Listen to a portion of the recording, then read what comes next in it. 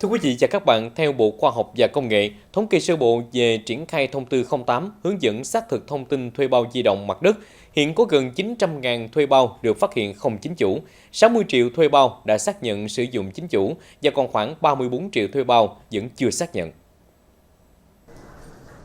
Đại diện Cục Viễn thông cho biết, năm 2023, Việt Nam thực hiện tổng rà soát thông tin thuê bao trên quy mô lớn. Thời điểm đó, cả nước có khoảng 120 triệu thuê bao đang hoạt động trên các nhà mạng. Việc triển khai thông tư 08 giúp người dân có thêm một công cụ thông qua VNeID để chủ động nhìn lại toàn bộ các số điện thoại đang đứng tên mình trên các nhà mạng.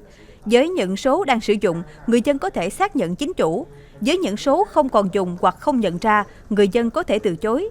Điều này góp phần thực thi có hiệu quả quy định của Luật Viễn thông năm 2023 là người dùng phải chịu trách nhiệm trước pháp luật về số điện thoại của mình đã giao kết hợp đồng.